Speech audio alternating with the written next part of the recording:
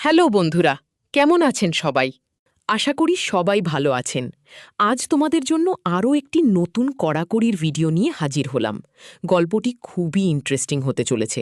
আমি কথা দিচ্ছি, গল্পটি শেষ পর্যন্ত শুনলে তোমাদের ওইটা দিয়ে পানি বেরিয়ে যাবে। চলো বন্ধুরা, তাহলে গল্পটি শুরু করি। আমার নাম রাজু। কয়েক মাস আগে আমার বাবা মারা গেছেন, কিন্তু আমার আর মায়ের জন্য সবকিছুই রেখে গিয়েছিলেন। আমাদের জন্য একটি বাড়ি এবং ব্যাংকে বেশ ভালো মতো টাকা পয়সা রেখে গিয়েছিলেন। আমি একটি রাজ্য সরকারের কর্মচারী, আর আমার মাইনে বেশ ভালো ছিল। ঘরের কাজ করতে আমার একদমই ভালো লাগতো না, আর আমার জীবন অফিস আর পাড়ায় আড্ডা মেরেই কেটে যেত। আমি কখনোই বাড়ি নিয়ে মাথা ঘামাই না। আমার বাবা বাড়ির বাইরের কাজকর্ম দেখত, আর মা বাড়ির ভিতরের দায়িত্ব নিত। তাই আমি কোনো চাপ ছাড়াই জীবনযাপন করছিলাম। কিন্তু যেদিন আমার বাবা আমাদের ছেড়ে চলে গেলেন, তখন আমি বুঝতে করি যে মাকে সমস্ত কাজ করতে হয়। মা কিছু না বলেই প্রায় 1 মাসের উপর সব দিক সামলাচ্ছিল এবং কখনো অভিযোগ করেনি। কিন্তু একদিন মা আমার উপর অনেক চেঁচিয়েছিল। মা আমার উপর রেগে বলেছিল, তুই একটা দায়িত্বজ্ঞানহীন ছেলে। তোর বাবার অবর্তমানে তুই বাড়ির কর্তা, তাই তোকে পরিবারের সমস্ত কাজকর্মের দায়িত্ব নেওয়া উচিত। মায়ের জন্য আমার খারাপ লাগলো, এবং তখন থেকে আমি বাড়ির সব কাজকর্ম করতে শুরু করলাম, আর মাকে সবভাবে সাহায্য করতে লাগলাম। আমি বাড়ির বাইরের সমস্ত কাজ করতে লাগলাম, এবং মা আর কখনো অভিযোগ করেনি। মা খুব খুশি হয়েছিল। প্রতিটি জিনিস ভালো চলছিল, যতক্ষণ না বুঝলাম মাও একজন মহিলা। আমার এখনও সেই দিনটি মনে আছে। আমি কাজ থেকে তাড়াতাড়ি এসেছি, এবং যেহেতু মা আমার জন্য দরজা খুলেনি, আমি আমার চাবিটি দিয়ে দরজা খুলে বাড়ি ঢুকলাম। বাথরুম থেকে শাওয়ারের আওয়াজ আসছে। আমি আমার সমস্ত জিনিসপত্র রাখার জন্য আমার ঘরে গেলাম। কিছুক্ষণ পরই শাওয়ারের আওয়াজ থামল, এবং বুঝলাম মা তার ঘরে ঢুকল। আমি আমার ঘর থেকে বেরিয়ে মায়ের ঘরের দিকে যাচ্ছিলাম। মায়ের ঘরের দরজায় গিয়ে দেখলাম যে দরজাটি ঠিকভাবে বন্ধ করা হয়নি। দরজার ফাঁক দিয়ে ঘরের ভেতরটা দেখা যাচ্ছিল। দাঁড়িয়ে আছে। সদ্য স্নান করার জন্য মায়ের মাথার চুল ভিজে ছিল, আর সারা গায়ে জলের ফোঁটা লেগেছিল। দেখি আমার জ্ঞান হারাবার অবস্থা। মায়ের নজরে আসার আগে আমি একটু জোরে মা বলে ডেকে নিলাম। মা সঙ্গে সঙ্গে গুছিয়ে নিয়ে দরজা খুলে জিজ্ঞেস করল, রাজু, কখন এলি তুই? আমি তো বুঝতেই পারিনি। আমি বললাম, এই কিছুক্ষণ আগে এসেছি, সব বাজার রান্নাঘরে রেখে দিয়েছি। তারপর আমি আর মা কিছুক্ষণ স্বাভাবিক কথাবার্তা বললাম। আমার মায়ের সেই দৃশ্যের পরে আমি আর নিজেকে ধরে রাখতে পারলাম না।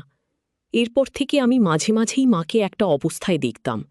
মায়ের প্রতি দিন দিন আমার আকর্ষণ বাড়তে থাকে, এবং আমি সবসময় মাসে দেখার সুযোগ খুঁজতে শুরু করি।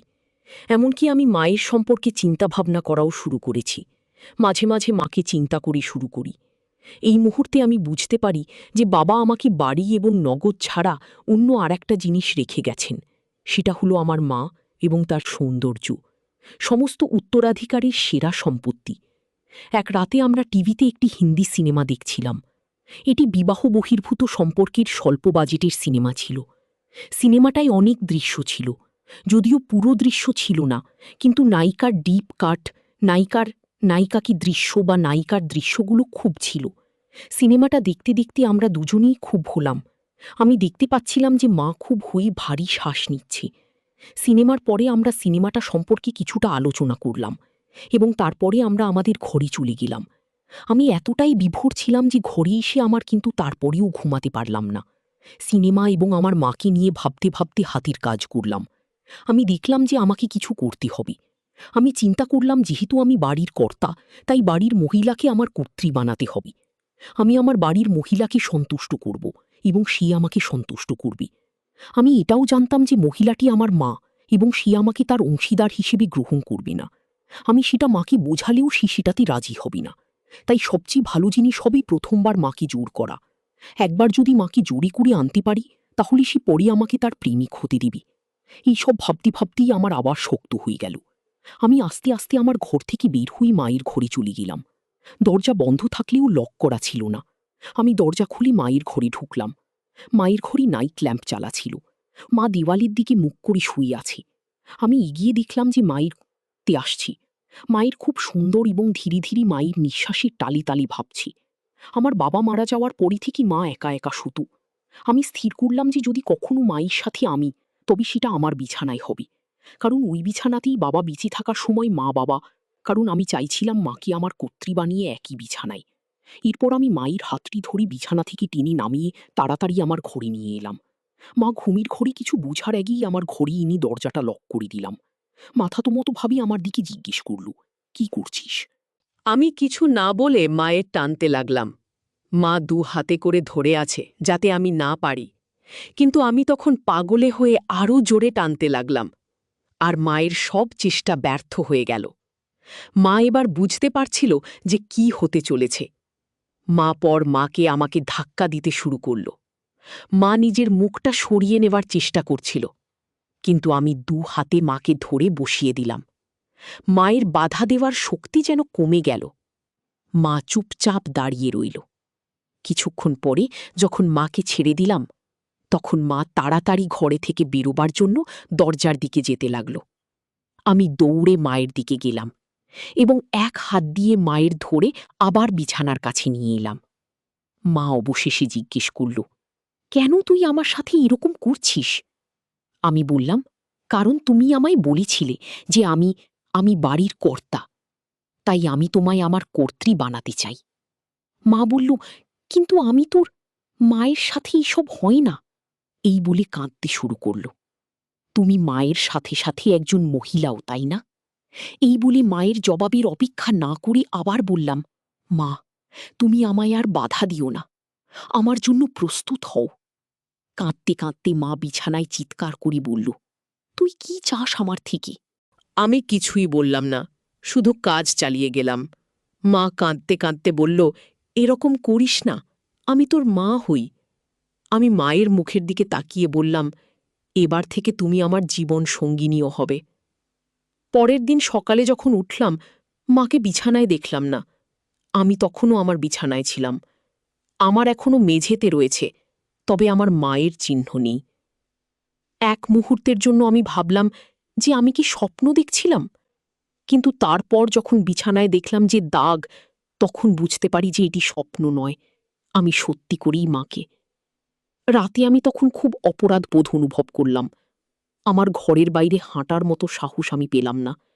আমি যতক্ষণ পারলাম ঘরের মধ্যেই থাকলাম। এটা ভালো যে সেদিনটা রবিবার ছিল।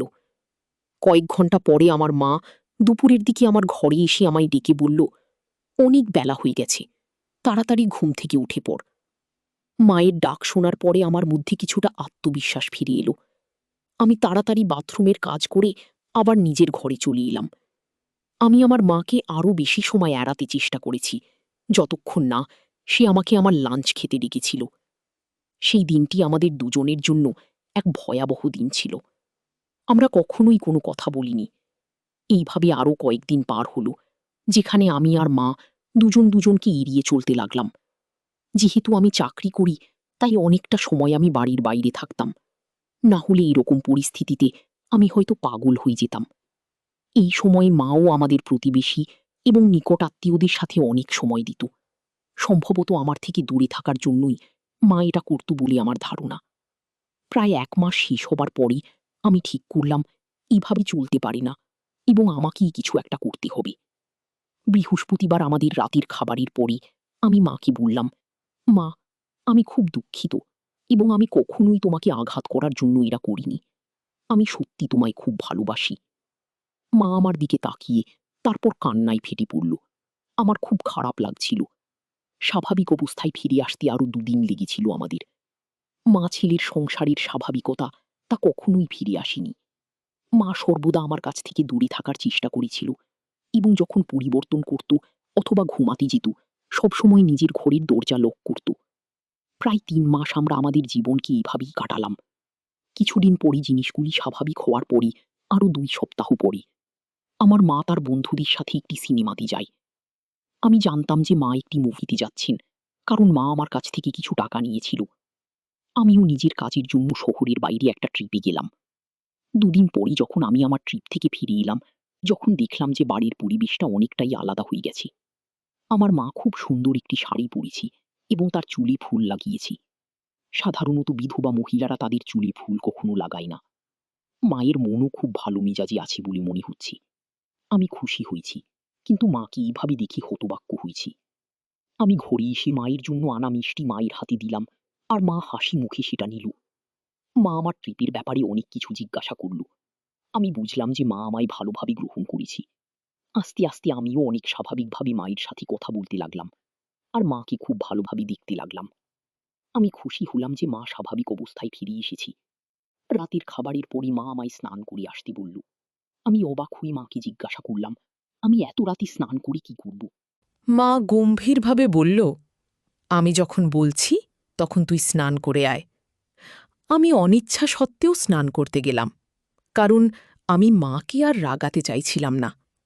আমি স্নান করে ঘরে আসতে মা আমায় বলল, নতুন গেঞ্জি পরে ঘরে শুয়ে থাকতে বলল। আমি মাকে বললাম, মা আমার এখন ঘুম আসছে না। মা আমায় বলল, আমি যা বলছি সেটা তুই কর, অত প্রশ্ন করতে হবে না। আমি মাকে রাগাতে চাইলাম না, তাই নতুন গেঞ্জি পরে ঘরে এসে বিছানায় শুয়ে থাকলাম। চোখ বুঁদ করে চিন্তা করতে লাগলাম, মায়ের এরকম পরিবর্তনের কারণটা কি? কিছুক্ষণ পরে দরজার আওয়াজ পেয়ে দেখলাম মা হাতে একটা মিল্কের গ্লাস নিয়ে আমার ঘরে ঢুকল। মা একটা সুন্দর হলুদ শাড়ি পরেছিল। শাড়িটা অনেকটা নিচে করে পরেছিল, তাই মায়ের সুন্দর দেখতে পেলাম। আমি মাকে এভাবে দেখে হতবাক হয়ে গেলাম। মা যেন ঠিক একজন নবধূর মতো আমার ঘরে ঢুকল, কারণ সাধারণত নবধূরাই হাতে মিল্কের গ্লাস দিয়ে এভাবে ঘরে প্রবেশ করে। এক মুহূর্তের জন্য আমি ভাবলাম যে এটা হতে পারে না। আমি আমার চোখকে বিশ্বাস করতে পারছি না। আমি যাকে চেষ্টা করেছিলাম সে আবার আমার কাছে আসার চেষ্টা করছে কেন? মা ঘরে ঢোকার সাথে সাথে ঘরের দরজাটি বন্ধ করে আমার কাছে এসে গ্লাসটা হাতে দিল। আমি গ্লাসটা নিয়ে খেয়ে নিলাম। গ্লাসটা টেবিলে রেখে মা আমার কাছে এসে দাঁড়িয়ে মুচকি হেসে বলল, তুমি যদি চাও তাহলে তোমার মা তোমার কর্ত্রী হতে প্রস্তুত। মায়ের কথা শুনে আমি হতবাক হয়ে গেলাম। আমি বিশ্বাস করতে পারছি না যে আমার নিজের মা আমাকে তাকে আমন্ত্রণ জানাচ্ছে। আমার এসব চিন্তা করতে কয়েক মিনিট সময় লেগেছে, কারণ আমি দেখতে পেলাম যে আমার মা এখনও আমার উত্তরের জন্য অপেক্ষা করছে। এই মুহূর্তে আমি কি করব বুঝতে পারছি না। আমার মাকে দেখতে ঠিক একজন সদ্য বিবাহিত কনের মতো লাগছে।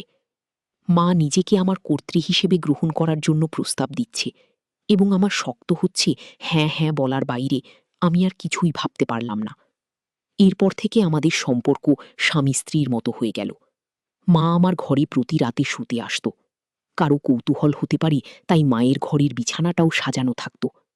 দিনের বেলায় যখন কেউ আমাদের চারপাশে থাকি তখন আমরা কেবল মা এবং ছেলে, কিন্তু রাত হলেই আমরা স্বামী ও স্ত্রী হয়ে যেতাম। মা স্বামীর কাছ থেকে ফিরে আসার অপেক্ষায় স্ত্রীর মতো পোশাক পরে আমার জন্য অপেক্ষা করত। আমি যখন কাজ থেকে বাড়ি ফিরে আসি তখন আমার মা সুন্দরভাবে সেজেগুজে থাকত। মা আমার কাছে স্ত্রী এবং আমি তার স্বামী ছিলাম।